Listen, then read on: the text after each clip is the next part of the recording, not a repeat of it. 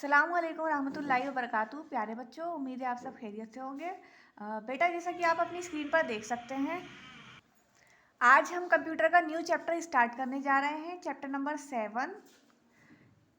सबसे पहले तो आप अपनी बुक्स ओपन कर लीजिए। बुक में है आपका पेज नंबर 41 पेज नंबर है आपका बुक में।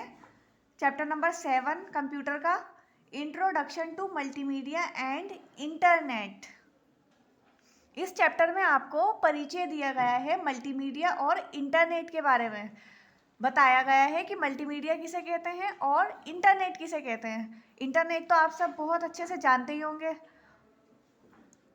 लेकिन मल्टीमीडिया शायद आप लोगों को ना पता हो कि मल्टीमीडिया किसे कहते हैं। तो चलिए जानते हैं कि मल्टीमीडिया किसे कहते हैं। स्टार्ट करते हैं चैप्टर नंबर 7 कंप्यूटर का, multimedia. Multimedia as the name signifies is a combination of more than one media or communication, that is audio, video, text, pictures, etc. Information देने की मीडिया को हम मल्टीमीडिया कहते हैं।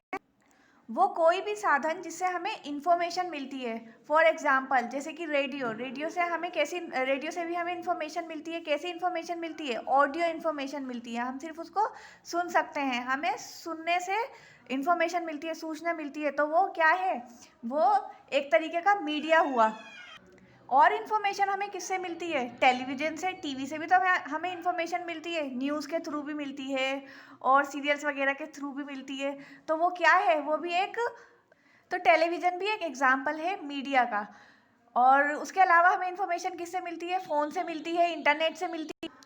एक या एक से ज़्यादा मीडिया जो हमें इंफॉर्मेशन प्रोवाइड करते हैं, जैसे कि टेलीविज़न, कंप्यूटर और मोबाइल फ़ोन, यूट्यूब वगैरह, ये सब हमारे क्या हैं? ये सब हमारे मल्टीमीडिया होते हैं। इन्हें हम मल्टीमीडिया कहते हैं, यानी इंफॉर्मेशन प्रोवाइड कराने वाले साधन।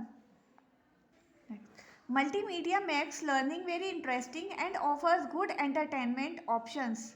मल्टीमीडिया से हमारी लर्निंग, मल्टीमीडिया क्या करती है? वो हमारी लर्निंग को बहुत ज़्यादा इंटरेस्टिंग बना देती है, दिलचस्प बनाती है और हमें एंटरटेनमेंट के भी ऑप्शंस प्रोवाइड करती है। जैसे कि आपने देखा होगा, आप यूट्यूब वगैरह पे या अभी आप फ़ोन से जो पढ़ रहे हैं मुझसे, तो ये सब किसके थ्रू हो रहा है? ये सब मल्टीमीडिया के थ्रू हो रहा है। इससे जो भी मैं आपको पढ़ा रही हूँ, जो भी मैं आपको सिखा रही हूँ, वो क्या हो जाता है? वो इंटरेस्टिंग हो जाता है, क्योंकि हम तो मल्टीमीडिया के थ्रू हमारी जो लर्निंग होती है वो इंटरेस्टिंग और एंटरटेनिंग हो जाती है।